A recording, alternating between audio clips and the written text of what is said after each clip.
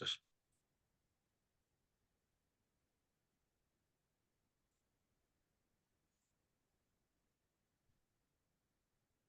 Binet entra también. Bueno, entonces, solamente para hacernos un pequeño recordatorio de lo que de alguna manera ya habíamos intentado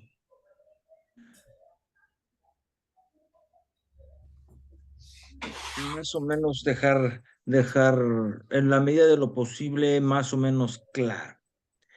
Se trata de lo que el Concilio Vaticano II intenta precisar para decir quién es la revelación. Ya a estas alturas del partido son ustedes conscientes de que no se puede preguntar qué es la revelación, ni mucho menos decir el objeto de la revelación. Nosotros no podemos decir qué se revela o qué revela Dios, sino quién se revela. Porque hemos dicho, ¿verdad?, que Dios ha querido manifestarse a sí mismo y lo que quisiera para los hombres que son sus amigos. Esa es la clave del asunto, ¿no? Yo creo que difícilmente en la historia de la iglesia ha existido una formulación tan bien dicha desde la perspectiva del contenido, pero también desde la perspectiva de la retórica. Está muy bien dicho, está muy bonito, ¿no? Decir, sobre todo el Concilio Vaticano II, ya vivió la experiencia del mundo moderno, de la filosofía, sobre todo de la filosofía personalista. Ya algunos, incluso de los mismos teólogos que están en el Concilio Vaticano II, de los mismos obispos que están allí, e incluso de los asesores laicos que están allí, se cuentan muchos filósofos del personalismo. Emmanuel Mounier está allí, ¿no? Y muchos otros más pensadores, cristianos y no cristianos, católicos y no católicos, de una tendencia de la filosofía personalista, ¿no? Por eso se acentúa bastante esta intención personal de la revelación. Y hay que decirlo con toda la fuerza. Karol Wojtyla, que está allí en ese como ya, ¿verdad? Como teólogo y como uno de los obispos, él estaba acabando un doctorado en filosofía personalista, ¿no? Que después se hizo muy famoso, ¿verdad? Y después sería papa. Pablo VI, indiscutiblemente otro que estaba allí, y muchos otros más como Karl Rahner y muchísimos otros de los cuales no podemos hablar aquí tanto. Pero muy importante es esta óptica personalista. Lo mejor que pudo haber hecho el concilio es dejar de hablar de dogmas, dejar de hablar de cosas, de objetos. Dios no revela cosas, Dios no revela leyes, Dios no revela situaciones dogmáticas o reglas de moral. Dios se revela a sí mismo, da a conocer el misterio de su voluntad porque le da la gana y sobre todo porque nos trata como amigos, dice el concilio. Bien, a esto nosotros insistimos, ¿verdad? Insistimos que desde esa óptica el cristianismo no puede ser pensado como una religión, aunque lamentablemente lo pensemos así. Yo no puedo volver a insistir en esto, pero después se puede volver a hacer un tema, si quieren, respecto a esto. Importantísimo es entender entonces que la famosa inversión de la pirámide religiosa que provoca el cristianismo, en donde no es el hombre el que llega a Dios, no es el hombre el que porque se porte bien o se porte así, porque rece así o porque rece así, o diga las palabras mágicas así o las palabras mágicas asá, porque se tape con la sábana de Turín o no, porque toque los clavos de la pasión o no. No es el hombre el que llega a Dios. Es Dios el que, como dice el famosísimo y hermosísimo verbo del cual yo les hablé hace 8 días, placuit. Dios se gozó en revelarse a sí mismo y en dar a conocer el misterio de su voluntad a nosotros que somos sus amigos. No hay lugar entonces para una inversión. No es el hombre el que llega a Dios, es Dios el que llega al hombre. Con esto se suspende todo sistema religioso. Entonces, nosotros veíamos qué hay del otro lado entonces. Hay un sistema de fe. La única respuesta a la revelación es la fe. Lo decíamos hace 8 días. Por eso insistimos, ¿verdad?, en que estas enseñanzas del concilio llegarán a ser hasta hoy desconocida para muchos. Yo voy a dar un paso más adelante, pero antes de hacerlo, me gustaría que pudiéramos insistir en este elemento del cual yo al final hablaba. El cristianismo promueve la unidad entre la fe y la razón en la verdad. Nada más tonto que decir, no, es que esto es verdad desde el punto de vista de la fe, pero no desde el punto de vista de la razón. Nada más tonto y menos cristiano que decir, no, es que esto no lo entiendes porque es por fe que hay que creerlo, como si la fe fuera el remedio de los estúpidos. No, no es así. En la revelación existen verdades capaces de ser descubiertas por la sola naturaleza humana usando la inteligencia. Por eso el Concilio Vaticano II llevó adelante aquello que en la Gaudium et Spes, como ya les he dicho en el número 22, insistió en que todos los seres humanos, por el hecho de ser humanos, en el íntimo de su conciencia y su razón, pueden conocer que Dios existe. Esto no está privilegiado para nadie, ¿verdad? Por eso, con la sola luz natural de la razón, partiendo de las criaturas, Dios puede ser conocido y atribuir su revelación.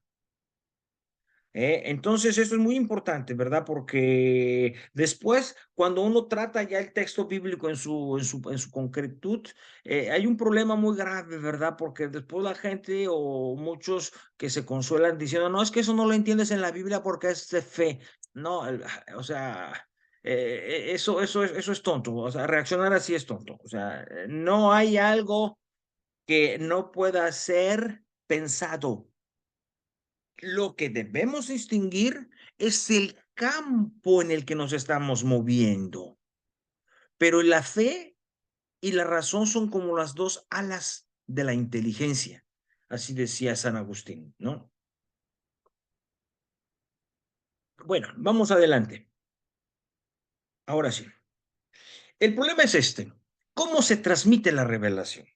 Ok, Dios se revela él porque le da la gana, porque le encanta revelarse, porque le gustó hacerlo, porque se gozó haciéndolo y para tratarnos como amigos. Ok, pero aquí está el punto. Dios se revela. ¿A quién? Al hombre. Y la pregunta inmediata es, ¿a todos los hombres al mismo tiempo en todas partes?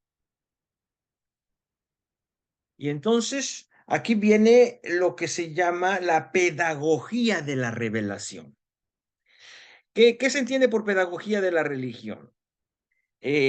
Como el número 7 lo dice de la encíclica que estamos tratando, la Dei Verbum, eso se revela a todos los hombres en todos los momentos desde la creación del mundo.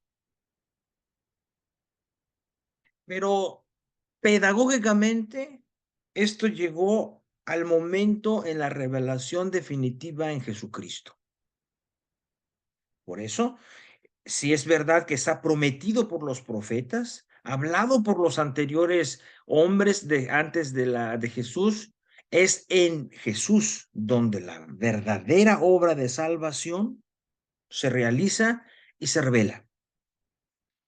Esto quiere decir una cosa muy importante, ¿verdad? Que entonces, si bien es cierto, por ejemplo, para hacer una actividad práctica, el Antiguo Testamento no conoció a Jesús, Por eso un cristiano lo lee a la luz de Jesús. Un cristiano lee el Antiguo Testamento como puede leer el Taj Mahal o lo que está escrito allí, o puede leer la Upanishadas, o puede leer algunos otros libros religiosos desde la perspectiva de Jesucristo. Jesucristo, entonces, lo que se diga de Dios en cualquier libro religioso, en cualquier revelación religiosa fuera del cristianismo, puede integrarse en la revelación de Jesucristo. De hecho, los padres antiguos de la iglesia en los primeros siglos, cuando se percataron de un asunto que era muy típico, ¿verdad? Estoy hablando de los primeros siglos, cuando se hicieron las primeras insinuaciones para hacer lo que llamaríamos hoy misiones hacia, curiosamente, ¿verdad? Hacia el este. El este fue católico antes que Europa, no hay que olvidarlo, ¿verdad? Europa vino después. Pero las primeras incursiones en estos días vamos a festejar a San Cirilo y San Metodio del siglo tercero cuarto, que tradujeron, hicieron todo lo que pudieron por crear la lengua eslava, precisamente el cirílico de Cirilo, y traducir la Biblia para esos pueblos, antes de que estuviera completa en latín. Eso es una cosa que hay que a veces distinguir. Y todos estos esfuerzos de hacer como llevar el mensaje de Jesús que ellos habían recibido a otros pueblos, se encontraban con que esos otros pueblos que no habían oído hablar nada de Jesús ya tenían algo como lo que Jesús quería. Y le llamaban a eso la semina verbi, las semillas del verbo, para decir que Dios ya había puesto las semillas de su revelación en todas las culturas, que no era nuevo todo lo que recibían, que también cuando después fueron al África o América Latina se daban cuenta de que los nativos de esos lugares pues no eran anticristianos realmente, tenían costumbres diferentes y tenían actividades que no culturalmente no comprendían, pero no eran tan alejados de lo que el cristianismo decía. Y es que es evidente, amigos, es lo más simple porque el cristianismo es un proceso de humanización, como yo lo diré mañana en la homilía. Es un proceso de humanización. El cristianismo no anda inventando tanta cosa. Es Dios que revelándose como un hombre enseña al hombre a ser humano. Eso es la revelación. Entonces, esto se da a través de todos los tiempos, en todas las historias, en todas las culturas, y nosotros sostenemos que es en Jesucristo cuando se da la plenitud. Por eso está prohibido, como yo lo dije hace 8 días, andar buscando revelaciones particulares en Santa, quién sabe quién chingados, en la Santa quién sabe qué, que reveló quién sabe cuál, en el otro que quién sabe qué, que yo les mandó decir que rezaran por la quién sabe cuál. No, no, no, no, está bonito y son recomendaciones, pero la revelación final, definitiva, terminó con Jesucristo. Por eso se dice técnicamente que con el último de los apóstoles se cierra el proceso revelatorio. Ahora lo que Dios dice, lo dice a partir de Jesucristo. Bien, esto es importante que lo tengamos en cuenta, ¿verdad? Eh, por eso nosotros suponemos y sostenemos que eso que Jesucristo dijo, su vida y su obra, los apóstoles que lo vivieron con él son el siguiente referente, porque ya no existe Jesús, porque Jesús ya se murió. Y no está aquí para que nos aclare en lo que nosotros queremos expresar. Entonces, Jesús dispuso a sí mismo que sus amigos, sus seguidores, que iban a dar la vida también como él por la comunidad cristiana, fueran el siguiente referente. Y los primeros apóstoles lo supieron bien y los primeros escritores de los evangelios, Lucas, por ejemplo, lo dice magníficamente en la introducción de su evangelio cuando dice, mira, mi querido amigo Teófilo, después de todas estas cosas que han pasado entre nosotros, me decidí a escribirlo todo por orden, para que tú recibas de primera mano lo que nos han transmitido los que vivieron con Jesucristo. Entendemos que Lucas ya no estuvo allí muy cerca. Algunos sospechan que era discípulo de uno de los apóstoles, a lo mejor familiar o amigo o conocedor de la familia de la Santísima Virgen María, etcétera. No hablemos de eso ahora. Entonces, si se dan cuenta, entre Jesús de carne y hueso hablando en Nazaret, en Galilea, y nosotros, hay algo que nos hemos ido pasando y que llamamos tradición. Esa es la tradición.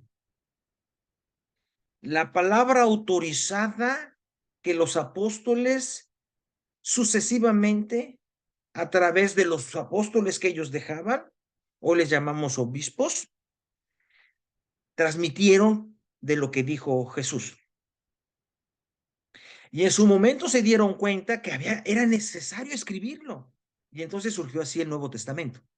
Se dieron cuenta que, bueno, se van a morir los que se acuerdan, se van a morir. Y si bien es cierto que estaban muy acostumbrados a la tradición oral, que no era necesario todo escribir y que no tenían lo que nosotros tenemos hoy, tuvo que venir Juan Gutenberg primero para hacer la imprenta y el primer libro que se imprimió fue la Biblia, precisamente, y como Lutero tuvo mucha suerte, su Biblia. Pero mientras esto pasó, pues las tradiciones orales se conservaban y a veces a pequeños escritos en tipos colección de milagros, colección de la muerte, colección de la resurrección, milagros de Jesús, palabras de Jesús, así pequeñas unidades temáticas que se fueron escribiendo poco a poco y que en su momento los grandes escritores que nosotros conocemos como evangelistas o escritores de cartas, consideraron oportuno escribirlo para que quedara ya de una manera no inamovible, porque no lo pensaron nunca inamovible, pero sí por lo menos para que quedara rastro. De entrada, entonces, la tradición es necesaria. Permítaseme hacer aquí una importante y no menos significativa aclaración, porque es una de las grandes distinciones que tenemos con la comunidad evangélica luterana y algunas otras evangélicas. El rol de la tradición. Pretender que solo la Biblia sea la fuente de la revelación, sola escritura, decía Lutero, ¿no? Que se recibe con la sola fides, decía. Y no tener en cuenta esta otra tradición en donde viene lo que hemos entendido por esos textos, lo que hemos vivido a partir de esos textos, las costumbres que hemos desarrollado a partir de esos textos, las oraciones que hemos desarrollado a partir de esos textos, y pretender que solo la Biblia por sí misma sea la revelación, eso sí es matarla. Eso sí es considerarla como una revelación directa. Y Dios se reveló directo, pero ya no. Hoy se requiere, en ausencia del referente, se requiere una tradición, una transmisión. Y eso hace entonces que sea necesaria la presencia de otros factores además de la Biblia. Muy bien, sigamos adelante. Muy importante. Nosotros tenemos lo que se llama una jerarquía de verdades, ¿eh? Jerarquía de verdades. No todos los libros de la Biblia tienen el mismo valor. Nosotros decimos que es el Evangelio la parte central y que todos los demás libros del Antiguo y del Nuevo Testamento tienen que ser leídos con esa óptica.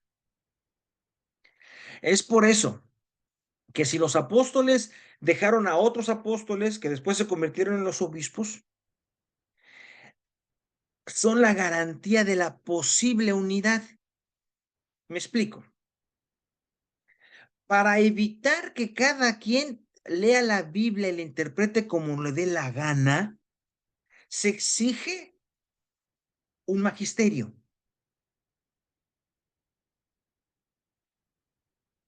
Y eso es importantísimo. Ahorita voy a precisar un poco más la noción de magisterio, ¿eh?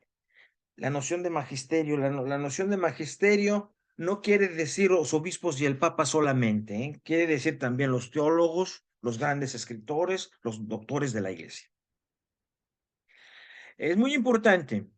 Entender que los testamentos, el primero y el segundo, el antiguo y el nuevo, como les dicen ¿no? Algunos, yo prefiero hablar de primero y segundo testamento, llegan a ser leídos a partir de los evangelios y la iglesia lo recibe como palabra de Dios. Ahora bien, esta es la cuestión ahora que hay que entender bien y saber un poquito o un muchito distinguir. ¿Qué pasa? De la palabra de Dios a la sagrada tradición, pasando por los apóstoles. Muy importante, el concilio insiste en esto, en el número 8. Es un problema de conservación en primer lugar. Problema que nos llevó a muchos otros problemas, porque llegó un tiempo que se hablaba de depósito de la fe. Eso parecía casi como decir el trastero, ¿no? O el kela o la bodega de la fe, depósito, el mismo nombre decía no se puede mover, está puesto, depositado. No se entendía la revelación y la tradición como algo vivo. Y a decir de esto, entonces la palabra de Dios en la Biblia se leía como si automáticamente fuera la palabra de Dios directa. De allí los grandes problemas que hubo durante mucho tiempo con la noción de inspiración de la Biblia. Y hasta hoy mismo hay personas que piensan que los libros de la Biblia los escribieron personas inspiradas que eran como a unos autores que a Dios les dictaba directamente, nada más estúpido. Como si Dios les dictara la... Había una teoría que era la teoría famosa del trance, ¿no? En el cual el escritor caía en una especie de trance o de algo semejante y escribía lo que Dios le dictaba al oído, vamos a decir. Ya en su momento veremos que esto es lo más tonto que uno puede pensar, porque el cristianismo y Dios mismo no podría hacer eso con los seres humanos a quien les ha dado su cultura, su libertad, su inteligencia, etcétera. Al contrario, que había que pensar más bien que cada uno de los libros, por los diferentes autores, tiene una diferente forma de ser leído porque depende de los escritores, de su cultura, de su tiempo, de su lengua, etcétera, y etcétera. Por eso, es verdad que es importantísimo que esas verdades sean conservadas y para eso existen los apóstoles,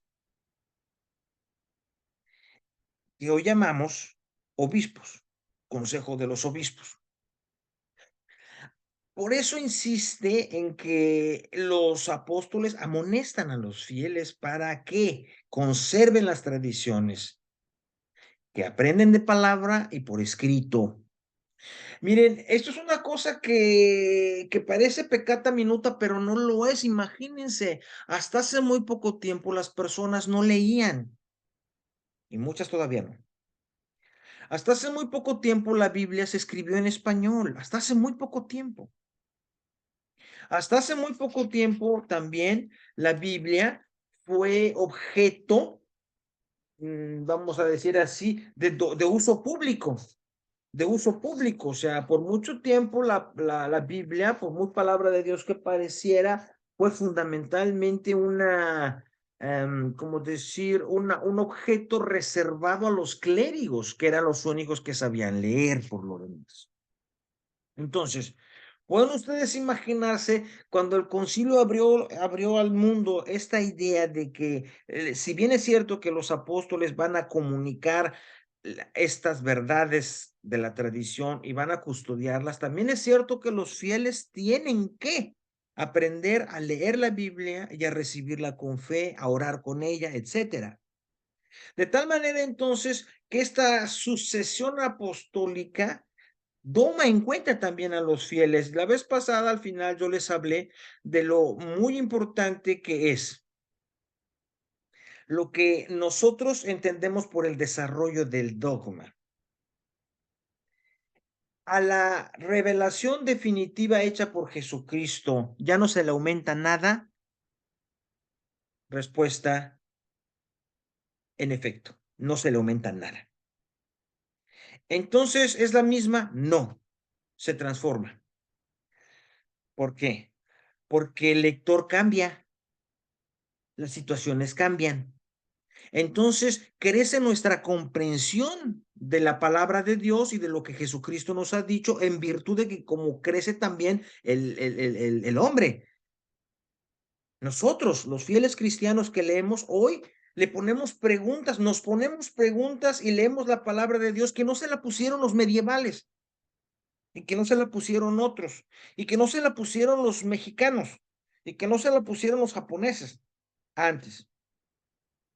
Habría que preguntarse que hay un tema muy importante si con este esfuerzo de la globalización pudiéramos hacer una sola pregunta juntos todos a la palabra de Dios, y yo no lo creo, pero bueno, ¿no? Tal vez si la globalización fuera de la solidaridad pudiéramos hacerlo, pero lamentablemente la globalización es del mercado. Yo les decía al final, muy importante es considerar que los fieles cristianos en el conocimiento de lo que Dios ha revelado cumplen una función muy importante. El creyente tiene una especial percepción de la fe, lo que Newman llamaba el sensus fidelium, el sentido de la fe de los fieles. Y esto es muy importante porque podríamos hacer estadísticamente un recuento de la cantidad de verdades que nosotros consideramos reveladas y por lo tanto dogmáticas y obligatorias para ser creídas en el catolicismo. Y yo me atrevería a suponer, yo no lo he hecho, no me he dedicado, pero supongo ya que alguien lo ha hecho, pero lo que quiero decir es que es muy seguro, muy seguro, que gran parte, si no más de la mitad, por lo menos sí la mitad de estas verdades de fe que obligan al cristiano católico, antes de ser declaradas por un concilio a través de la voz de un papa, ya el pueblo de Dios las vivía, las creía. Y es precisamente por eso que el pueblo de Dios, siendo dotado del Espíritu Santo, no nada más el Papa, también el pueblo de Dios está dotado del Espíritu Santo, tiene una percepción de la verdad de la fe que el Papa tuvo que reconocer. Yo les decía, John Henry Newman, ahora lo hicieron santo y con eso lo echaron a perder porque ya no van a leerlo, le van a poner velitas y ya no van a leerlo. Lo grande que escribió, que fue un genio ese tipo. John Henry Newman, primero anglicano, teólogo, después convertido al catolicismo y entró al oratorio de San Felipe Neri, fundó el oratorio en Inglaterra, en Birmingham. Y este hombre durante mucho tiempo se había dedicado a estudiar el fenómeno del arrianismo del siglo IV, de donde escribió 4 tomos sobre la historia del arrianismo del siglo IV en la iglesia. Este arrianismo era una herejía que sostenía que el hombre es de tal manera capaz que puede salvarse por sí mismo y que la gracia no es un don obligatorio, sino que Jesucristo vino a mostrarnos que el hombre puede salvarse por sí mismo, como Jesucristo lo hizo. Entonces, como que Jesucristo no es casi Dios, es un hombre perfecto. En el libro que estoy mencionando, John Henry Newman, después de darle vueltas y vueltas, historiando y sacando todas sus conclusiones, él afirma que los que se quedaron en esos momentos con la verdadera fe, porque los obispos se mataban entre ellos, ¿no? Los arrianistas contra los otros, contra los nestorianos, había bandas por todas partes. La iglesia era solamente un fenómeno del Asia Menor y del centro de Europa, y bueno, y de la parte romana de Europa, que bueno, a decir verdad, nadie era católico ya. Todos creían una cosa, unos creían una forma, unos decían de una manera, otros decían que Jesucristo era Dios, pero no hombre, otros decían que era hombre, pero no Dios, otros decían que su humanidad era aparente y que no había Espíritu Santo, que el nacimiento es virginal, pero desde el punto de vista de la fe y no de la materialidad. Y se metían en problemas serios, ¿no? Al respecto. Y llegó un momento en que los estudios de Newman demostraron que eran los fieles los que seguían manteniendo la verdad de esto. Esto se repite en toda la historia, o sea, piensan ustedes que existen basílicas de la dormición desde el siglo tercero o cuarto, de la dormición de la Santísima Virgen María, que tienen la tradición de que la Santísima Virgen María se durmió y fue asunta en cuerpo y alma a los cielos por su Hijo, lo que llamamos la Asunción.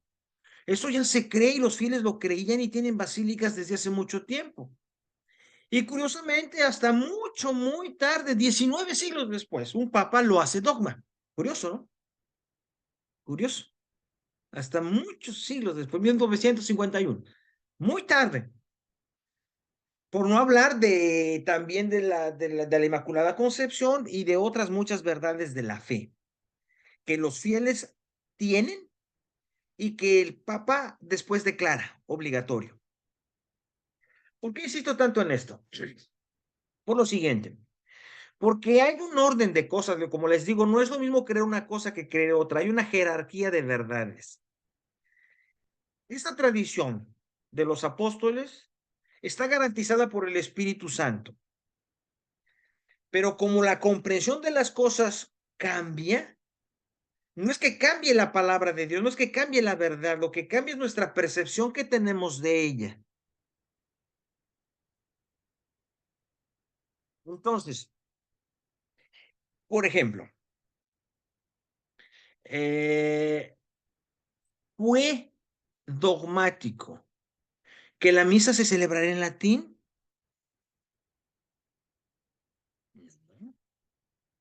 Llegó un momento en que la comprensión que tuvimos de la realidad nos instó incluso a decir que la misa no se haga en latín, que se haga en las lenguas de todos los pueblos. Eso era una tradición que podía cambiar. Si tú ves la revelación, no puede ser posible que la revelación se contenga una verdad que diga que tiene que ser en latín. Amén de muchas otras cosas. Del sacerdocio de los hombres no casados, del sacerdocio célibe, de la tradición religiosa con o sin votos, etcétera, etcétera, que con el tiempo nos hemos ido dando cuenta que han cambiado y que no pertenecen a la esencia de la fe, que no pertenecen al evangelio. Yo en su momento les hice ver a ustedes, por ejemplo, en el caso del matrimonio y en el caso del orden sacerdotal, cómo estas otras verdades que estaban anejas a la revelación cristiana de estos sacramentos, no garantizaba necesariamente la verdad de la fe, que era una forma de vida cristiana que habíamos tenido, pero como esto ya cambió, nos damos cuenta de que no es algo esencial a la fe. El problema que tenemos aquí que cuando no sabemos jerarquizar las verdades de la fe, le damos más importancia a ciertas estupideces, como esto. Sí, o sea, ¿cómo no va a ser estúpido comparar que si el matrimonio puede tener una segunda nupcia o que si el sacerdocio puede ser en pareja de cara al misterio de la Santísima Trinidad? Claro que es una estupidez. Hombre, verdad, la Santísima Trinidad, esa sí es una verdad. ¿Verdad? La Eucaristía como presencia de Jesucristo en la pan y en el vino. Esas son verdades de primer orden. Las otras no son de primer orden. Pero yo insisto que a veces le hemos dado tanta importancia a cosas que son secundonas y como les he dicho, se le andan hincando más a los angelitos que a Dios, ¿no?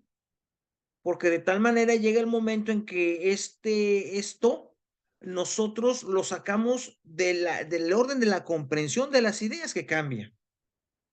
Miren, aquí está el caso ejemplar. El texto bíblico, ¿cómo surgió? Todos sabemos que el texto bíblico no es un texto escrito simultáneamente ni por el mismo autor.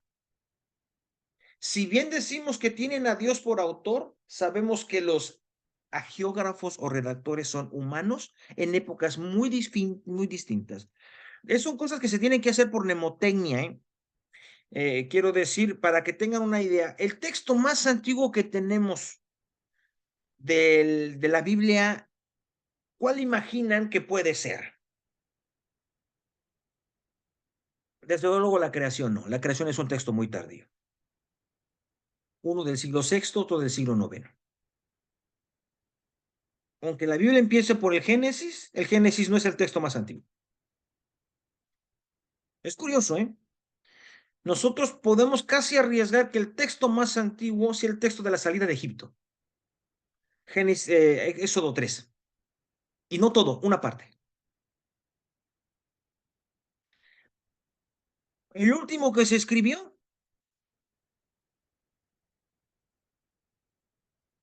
porque está el Apocalipsis, sería, no parece que es la carta de Judas, el último. ¿Ven? Y eso va entonces desde el siglo 12, 13 antes de Cristo hasta el primer centuria, casi segunda, de nuestro siglo. ¿Ven? Es un libro entonces que tiene 14 siglos más o menos haciéndose. Por eso, es importantísimo lo que el concilio señala cuando habla de la tradición, que reconoce el canon íntegro de los libros sagrados. ¿Qué se entiende por canon? Los libros que nosotros consideramos revelados por Dios.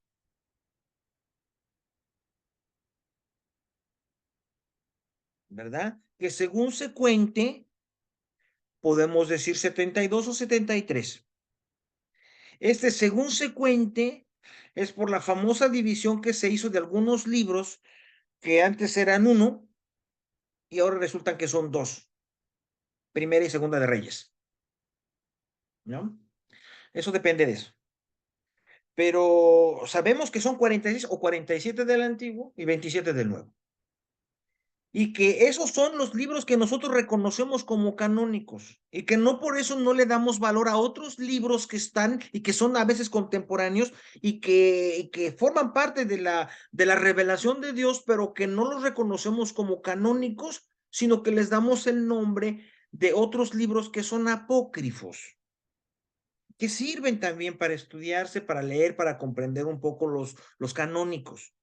El Evangelio según Santa María Magdalena, el Evangelio de Tomás, no sé, por ejemplo, el Antiguo Testamento tiene varios. Hay otras literaturas que existieron, el libro de Enoch, etcétera, y que no por eso son negativos. La Iglesia no los ha reconocido por varias razones. La más normal de estas razones es que no concuerdan con los libros canónicos. Siempre tienen algo que es un poco, un tanto o un mucho de superficial y de mágico. Son libros más bien como de la tradición, para decirlo así, muy, muy popular. Ahora bien, como lo decimos, eso no quiere decir que la iglesia no los estudie. No, no dice que no los estudie. Este canon, ¿verdad? Que nosotros reconocemos es el que está en nuestras Biblias y que Martín Lutero consideró oportuno sacarle 7 libros, los deuterocanónicos conocidos, porque no son libros que están muy apegados al texto del hebreo, ¿eh? Son libros que ya se empezaban a escribir en el exilio del pueblo de Israel, en lugares como Asiria o Babilonia, que habían sido conquistados por Alejandro Magno o por alguno de sus antecesores, y que entonces se empezaba a hablar en griego. Estos libros empiezan a ser escritos en griego. A esto también hay que decir que ellos mismos se llevaron sus libros del Antiguo Testamento y los fueron poniendo en griego, la Biblia de los 70, ¿no? Que es probablemente la que Jesús conoció. Porque no hay que olvidarlo, Jesús es de Galilea. Galilea no tiene el templo oficial. El templo está en Jerusalén. En Galilea hay sinagoga. La sinagoga es lo que los judíos tuvieron que inventar cuando no estaban en la tierra suya, sino que se los habían llevado o a Siria, o a Egipto, o a Babilonia, o a otras partes, o ellos mismos se habían ido. Algunas veces se los llevaron para ponerlos a trabajar, otras veces ellos mismos se fueron a buscar fortuna en otros lugares. Y se llevaban sus libros, y como no tienen allí el sacerdote y no tienen todo el culto, pues entonces ellos hicieron lo que llamamos sinagogas hoy, en donde había la figura del que interpretaba oficialmente la Biblia, que es estos que con los que Jesús tuvo mucho que ver, los escribas, y muy probablemente con los que Jesús estudió. Ahora bien, entonces es en este ámbito, en este mundo, vamos a decirlo así, greco, en donde se empieza a conformar una visión culturalmente distinta. Esos libros, precisamente a Lutero le pareció conveniente no incluirlos. Entonces vamos a decir, el canon de la Biblia de Lutero es el mismo nuestro menos 7. Tohusa Eva Mavis. Se llama mnemotecnia. Tohusa Eva Mavis. Tobías. To. Ju. Judith. Sa. Sabiduría. Tohusa Eva. Eclesiastés. Ba de Baruch. Tohusa Eva Mavis, Macabeos 1 y 2, ¿no? Eva Mavis, Macabeos 1 y 2. Estos 7 libros son los que consideró Lutero que no estén en la Biblia, que nosotros sí los tenemos. ¿Por qué insisto tanto en esto? Porque ustedes van a ver cómo el gran pleito que existe entre nosotros y las tradiciones protestantes es un poco esta apertura al mundo greco. Muy importante. Estamos concluyendo. La Sagrada Tradición y la Sagrada Escritura están unidas y compenetradas, porque surgen de la misma fuente. Ese es Jesús. Surgen de la misma fuente y tienen un mismo fin. Son un solo depósito que Dios confió a la iglesia.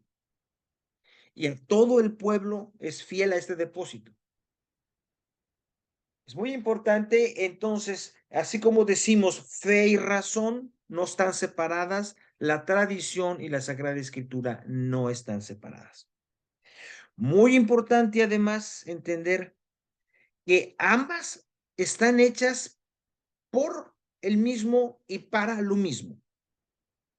Aquí el problema, sí, es verdad lo que Lutero dijo, que a veces la iglesia dejó de leer, la iglesia católica dejó de leer la Sagrada Escritura y se la pasó con las tradiciones. Y a veces hizo de las tradiciones la palabra de Dios.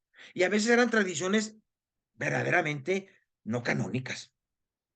Eran tradiciones que tenían que ver, pues, con una época de la historia. O sea, pues, ¿piensan ustedes que la Iglesia Católica haya dicho durante siglos que la mujer, porque Dios así lo había pensado, no debía votar? ¿Piensan ustedes que por una tradición humana, no una tradición engendrada por Jesucristo, la mujer también, precisamente porque fue creada después, recibe el alma después que el hombre y por eso tiene menos capacidad? O sea, que alguien, que quien se crea esa como verdad de fe, que se la crea, ¿eh? Yo no me la creo. Ven, esas pequeñas tradiciones como otras más, como las tradiciones que Lutero criticó tanto de la venta de indulgencias y de la existencia de cierta organización policial para los que no creen, llamada Inquisición o brazo secular, que realmente en la iglesia no lo inventó, todos lo sabemos que eso es invento de la corona española. Y que después la Iglesia Católica, como era muy apegada sí, pues España la protegía mucho, pues entonces la desarrolló junto. Y se hicieron errores gravísimos, pero esto no puede ser parte de la tradición oficial de la Iglesia. Así, pues, entonces hay que decir, ¿no? Que en nombre de esto se han cometido muchos y muy graves errores. Por eso, aquí está el punto que hace todo el verdadero problema. Si bien es cierto que Dios se revela a todos en todos los tiempos, es cierto que entonces para que la revelación no sea al gusto personal ni individual, debe de existir una interpretación oficial. Lo pide, es necesario. Debe de haber una interpretación oficial. Ese es el lugar del magisterio. Ese es el lugar del magisterio. Pero, chequen el número 10, es importantísimo. El oficio de interpretar auténticamente la palabra de Dios escrita o transmitida, o en la Biblia o o en la tradición de la iglesia, ha sido confiada únicamente al magisterio vivo de la iglesia, cuya autoridad se ejerce en nombre de Jesucristo. El magisterio no está sobre la palabra de Dios, sino que la sirve, enseñando lo que le ha sido confiado por mandato divino y con la asistencia del Espíritu Santo, la oye con piedad, la guarda con exactitud, la expone con fidelidad y de este único depósito de la fe saca lo que propone como verdad revelada por Dios que se ha de creer. Este número es magnífico. Es la primera vez que no puede decirse y que no se dice en la iglesia, el Papa no se equivoca. Si bien es cierto que a la iglesia como magisterio le compite la interpretación auténtica de la Biblia y de la transmisión de la fe, no está sobre ella, está a su servicio. Si se dan cuenta que hay una dialéctica muy bonita, una dialéctica muy bonita. Se propone que la palabra, que lo que es el magisterio, sirva de tal manera a la palabra de Dios y a la transmisión bajo el Espíritu Santo, que la escuche con piedad para que la pueda proponer como verdad revelada que se debe de creer. El magisterio no está sobre la palabra de Dios. No hay ningún papa que venga a cambiar lo que Jesucristo dijo. No hay ningún papa. Por eso, evidentemente, si hubo quien dijo que era lícito obligar a que otros creyeran, incluso por la fuerza, pues interpretó mal la palabra de Dios y transmitió un error. ¿Ven? ¿Cómo ahora se puede entender que pudo haber transmitido un error? Claro que muchos papas y muchos magisterios de la iglesia han cometido errores, malas interpretaciones. Por eso el control de esto lo tiene los fieles. Terminando. Como ustedes pueden ver, lo más englobante es la palabra de Dios. Lo que sigue es el pueblo de Dios. Y finalmente es el magisterio. No hay pirámide, amigos. No hay pirámide. Finalmente es el magisterio.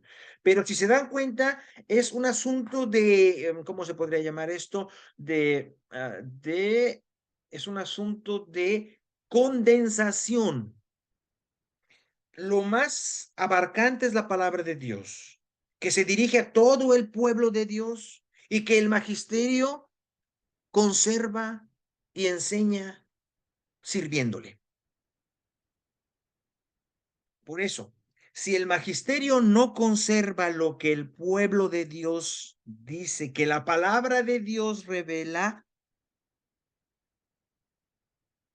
el magisterio no obliga a creerlo, no obliga a ser creído. Este esquema es muy bueno, o sea, honestamente es el mejor de los esquemas que puede haber creado la Iglesia Católica en el Concilio Vaticano II, pero supone una cosa, queridos amigos, que el pueblo de Dios sepa que es pueblo de Dios, crea, practique su fe, reciba la palabra de Dios, lea la palabra de Dios, es decir, sea un creyente normalmente formado, medianamente formado. Y ese es el grave problema que tenemos, exactamente es el grave problema que tenemos un pueblo de Dios que no está ni medianamente educado, ¿eh? ni aquí ni en ninguna otra parte. De los países que yo conozco, que son por lo menos bastantes, de los en donde o porque he vivido, o porque he dado conferencias, o porque me han invitado a cursos, yo lamentablemente me he percatado de eso.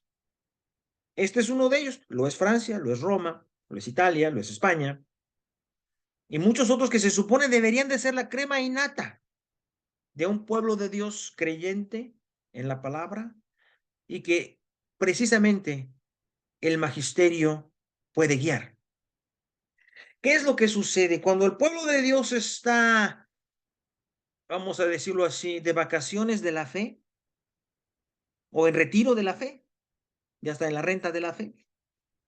El pueblo de Dios provoca que un magisterio ande a la deriva, que un magisterio ande inventando cosas y que un magisterio finalmente termine diciendo cosas que el pueblo de Dios se acaba por creer, por tragar.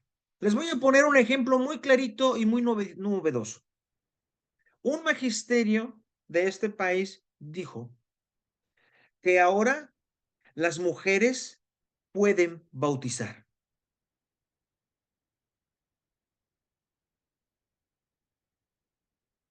que los laicos y mujeres pueden bautizar. ¿Sabe usted? Eso se lo cree solamente un pueblo ignorante, porque no es el magisterio el que lo ha hecho. Eso lo dijo Jesucristo hace muchos años y he sido siempre verdad de la fe, que el bautismo es el sacramento que ni se puede negar, aunque no paguen impuestos, ni se puede negar, ni está predispuesto y dependiente del orden sacerdotal. Así de fácil. Y no solamente en caso de muerte, no solamente en caso de muerte, como algunos dicen, sí, en caso de muerte se puede, no, no, no, no, no, no, no. También muchos laicos han bautizado y siguen bautizando en el Amazonas, ¿eh? También, en muchas partes siguen haciéndolo, lo han hecho en bautizando en otras partes. Muchos laicos, catequistas, etcétera. Yo recuerdo mi tiempo en Chiapas con el obispo Samuel Ruiz. Este hombre tenía verdaderos equipos de catequesis que presidían prácticamente la comunidad, que ellos eran los que bautizaban, eventualmente los que presidían la Eucaristía también, por delegación. Claro, pero por delegación todos, también el obispo lo tiene por delegación. Nadie tiene la posibilidad de presidir la comunidad por sí mismo. Todos somos delegados. No hay que decir que, no, pues sí se puede porque el obispo delega al padre o el padre delega al laico. No, no, no, no, no, no. A fin de cuentas, todos somos delegados. Nadie tiene un ministerio por título personal. Todos somos delegados. Con esto, yo quiero advertir entonces, por ejemplo, que ahora yo iré al texto en concreto. Yo iré al texto en concreto. La próxima vez daré algunas señales de cosas básicas, desde cuándo existe el texto, cuándo se tradujo, cómo se tradujo, quién lo dividió, por qué lo dividieron, cómo llegó hasta nosotros. Cuestiones de exégesis elemental de lo que se llama diacronía bíblica. Después yo voy a hacer una selección de los principales problemas que existen, lo que se llama canonicidad, lo que se llama infabilidad, lo que se llama interpretación, los criterios de interpretación y todo esto que el concilio tiene, para después entonces sí podernos enfocar algún texto y tratar un texto con esta posibilidad ya en nueva de haber entendido algo desde una perspectiva de lo que la palabra de Dios a través de la escritura se dice para la iglesia. Muy bien, ¿todo bien? Usuario de Zoom. Hay un usuario de Zoom.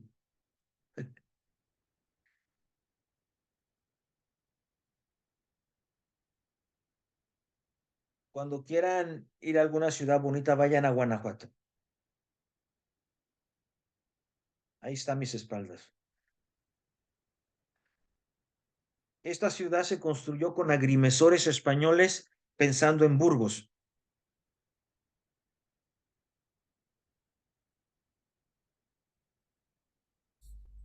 ¿Es la que tiene a las espaldas? ¿sí? Donde nací yo. Ah, sí, ya. Y en ese tiempo, como la corona española se asentó fundamentalmente en esta zona, yo soy Herrera Cervantes, o sea, no me apellido Motennehuatzin, soy Herrera Cervantes. Y como las minas están en esa zona, que Ay, va desde un poquito desde Salamanca, desde Zacatecas, y un poco al sur, y luego Guanajuato, sobre todo, las grandes minas están allí.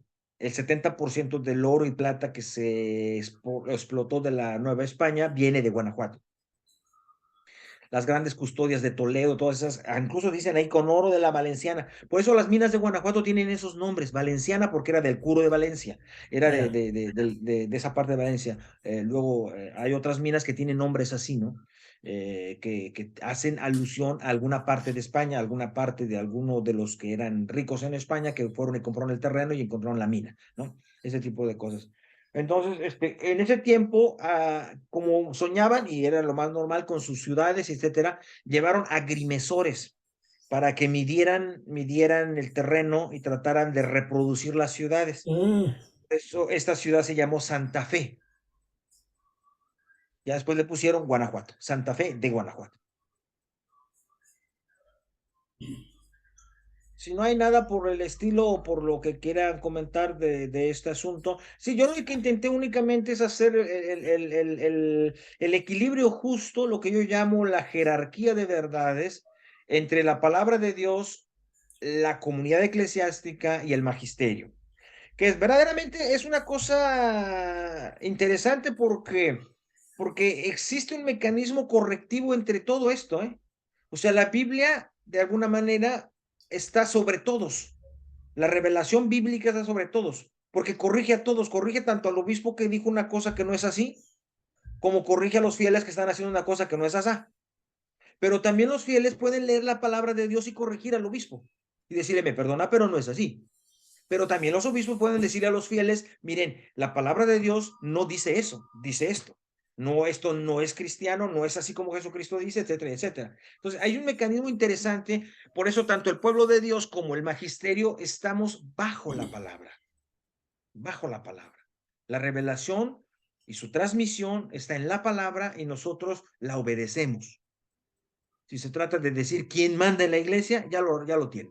Ese es el que manda. ya, pero se está viendo actualmente como resultado final de algunas tentativas actuales que están, eh, yo diría, tienen la pretensión de corregir problemas ancestrales en la iglesia. O sea, la iglesia ha sido una dictadura, para decirlo de alguna forma más o menos, desde siempre. O sea, a partir del siglo cuarto, la jerarquía o lo que tú llamas el magisterio se apoderó de la palabra y a través del miedo ha dominado y domina a toda la gente. Al que actualmente tú le preguntas a cualquier persona que por qué las mujeres no pueden decir misa, le van a dar la respuesta, o sea, muy claro, ¿no?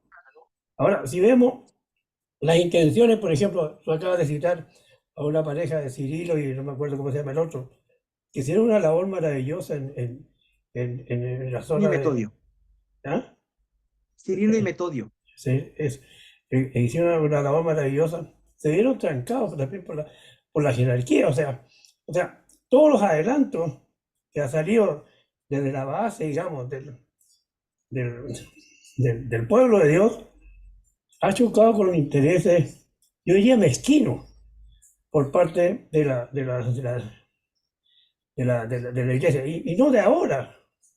Ahora quizás se ve un poco de luz, que no hay ni así, una sombra, pero la forma que la iglesia ha mantenido en la ignorancia durante más de prácticamente 18 siglos a todo el pueblo de Dios es verdaderamente increíble. O sea, inclusive Sí, actualmente, la mayoría de los curas no son como tú, desgraciadamente, pero mantienen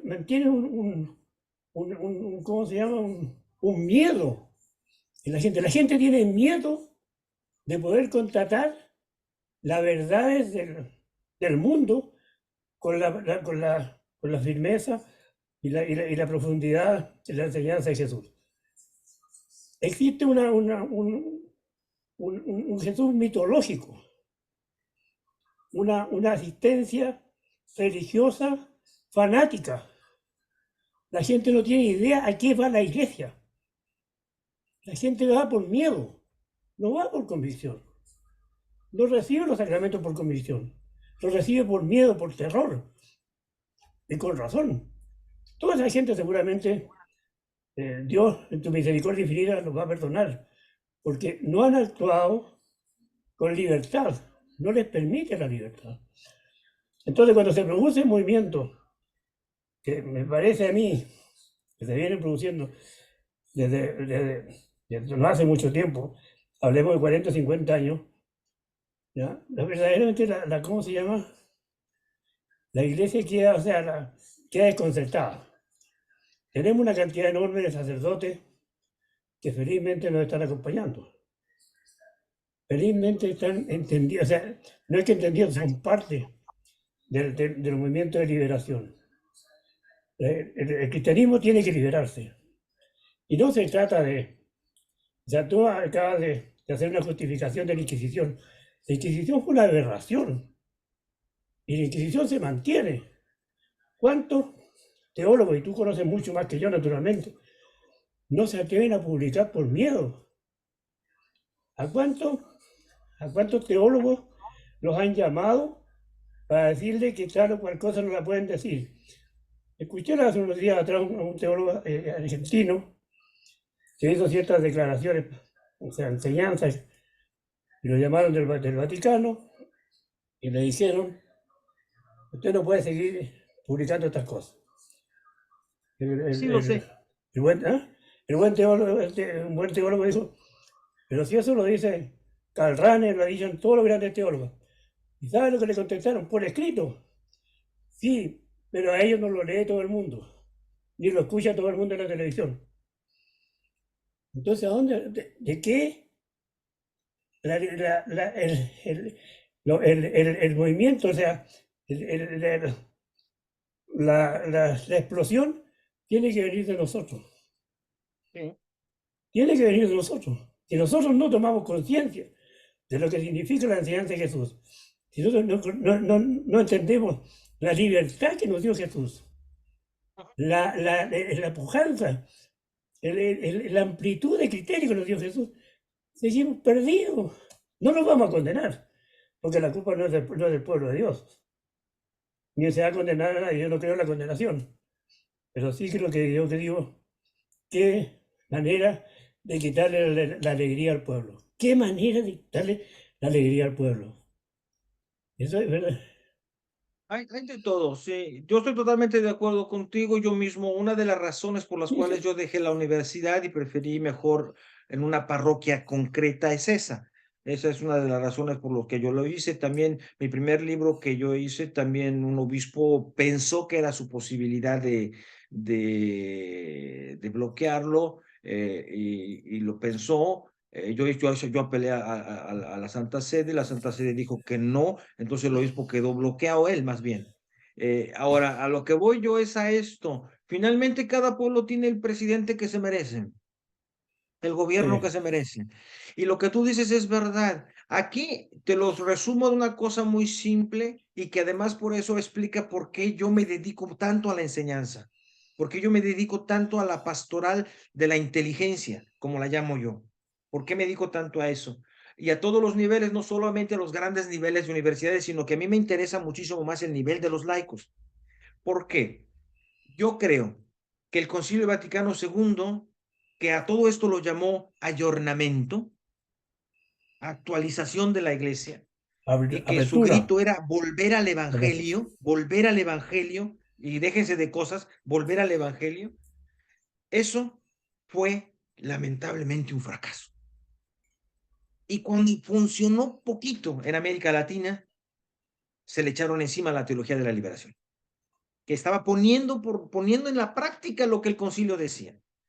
Y entonces es una pena que los mismos que vivieron el concilio lo cerraron. O sea, no, ni siquiera llegó al pueblo de Dios.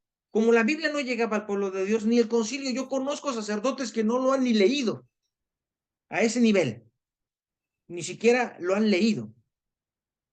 Y dices tú, es increíble qué pasó aquí. No sé, yo no digo que sea la responsabilidad solo del magisterio, yo también pienso a veces que los fieles cristianos se han acomodado y que el mundo que nos ofrece un recetario para todo también lo ha hecho de las religiones.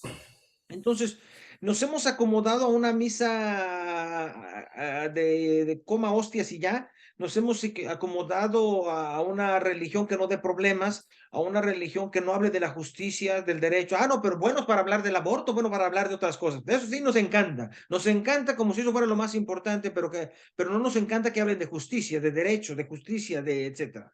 Entonces, hemos creado una iglesia que hoy, para mí, la razón de que esté casi acabándose como institución no es la falta de curas, ¿eh? Para mí no es la falta de curas.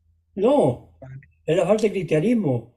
Sí, Mira, ¿de dónde quieren que salgan? ¿De dónde quieren que no, salgan pero los curas mira, si ya mira, nadie mira, cree mira, nada? mira, Raúl. Yo sé que hay gente que tiene miedo de venir a esta reunión, porque otros curas le han dicho que esto es más o menos, poco menos así que al ladito de Don Satanás o parecido. Bueno, Nosotros tenemos un grupo también de análisis del Evangelio, que lo vemos unos pocos que estamos ahí. Hay mucha gente que va a una o dos reuniones, le pregunta al párroco, el párroco le dice que esto tiene olor ¿cómo se llama?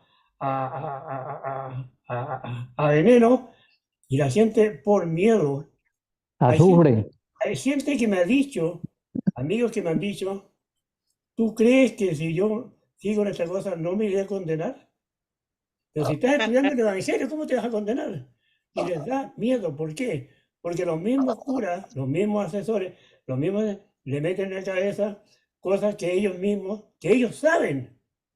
Si lo terrible de esta cosa, conversando con curas, yo estoy seguro, o sea, no estoy seguro, lo he escuchado, que piensan igual que nosotros, piensan igual que tú, pero son cómodos y prefieren mantener a una Grey totalmente adormecida, que no les dé problemas y que vayan a confesarse de 2 a 3 de la tarde el día jueves y que cumplan un horario como los médicos y que no les dé problemas ¿cómo se llama?, de auténtico cristianismo. Y lo que nos falta a nosotros, esa palabra tan maravillosa, ese dicho tan maravilloso de José María Castillo, que dice: tenemos una religión, pero no tenemos evangelio. Y gracias a ti, aquí también vamos aprendiendo bastante. sí, sí. Sí, José María Castillo tiene una colección de libros muy interesantes Sí. sobre lo que él llama, aquí lo tengo, el Teología mejor de los... adulta. Sí, sí, pero hay una cosa, el mejor de todos, el Evangelio marginado. Ah, Yo se lo sí, presenté en Salamanca, el Evangelio ya, marginado. Esa es ya. una chulada de libro. Sí, sí, Donde sí. más o menos es lo que intenta decir es eso, hombre, todo andamos menos en el Evangelio, como si fuera que, como si no fuera, por eso yo decía hace rato, no, o sea, si se trata de jerarquía de verdades, es el Evangelio. Y a la luz del Claro. Evangelio se lee el Antiguo Testamento, el Nuevo Testamento, los Upanishadas y todos los libros religiosos que quieran, a la luz del Evangelio. Y yo creo en ese sentido que es una pena verdadera que los fieles cristianos, eh, sobre todo los católicos, tengan no solo amnesia al respecto, sino miedo, como tú lo dices, miedo, Pero que si, tengan pero si miedo. los miedos se la mete la jerarquía, el miedo se lo mete, se lo A meten ver, los mismos curas. Y a- ellos, y la gente vive aterrada, porque claro, si un cura te dice tenga cuidado que se puede ir al infierno, oye, ¿quién va a querer irse al infierno si ni siquiera explican lo que es el infierno? Porque ni siquiera ellos lo saben, ni lo entienden ni nada, y entonces te mete una cuestión de lleno de brasa y calor y cuestiones por la vida eterna, porque resulta que no fuiste a misa. Bueno, mira, imagínate la justicia de Dios condenándote por la eternidad por un detalle de eso. No, mira, es muy simple. Yo te lo resumo con una cosa que dije hace poco en un curso que me invitaron también así, que eran personas de la Universidad de París y que tienen un grupo de reflexión, algunos están doctorando en teología y cosas así. Y yo empecé a decir algunas cosas cuando les vi que tenían la cara así como de nostalgia, les dije, a ver, miren, espérense, arriésguense a perder la ignorancia, no les va a pasar nada, se los juro, no les va a pasar nadita, arriésguense a perder la ignorancia, no piensen que ya lo saben todo, porque Nunca vamos a ver todo. lo que les estoy diciendo, miren, lo dijo hace mucho tiempo y hice la cita de todo lo como hago, ¿no? Hice la cita de todo. Eso no lo digo yo, hombre. El problema es que no sean arriesgados a perder la ignorancia. Ustedes están en una zona de desconfort leyendo libros que les dicen que estudien para decir y repetir lo que otros han dijeron. No ¿para qué me invitan? Les digo, para que me acuerdo, ¿para qué me invitan? Para si quieren, yo no puedo hablar de otra forma. Yo no puedo estar jugando de esa manera el juego porque en eso se juega mi conciencia.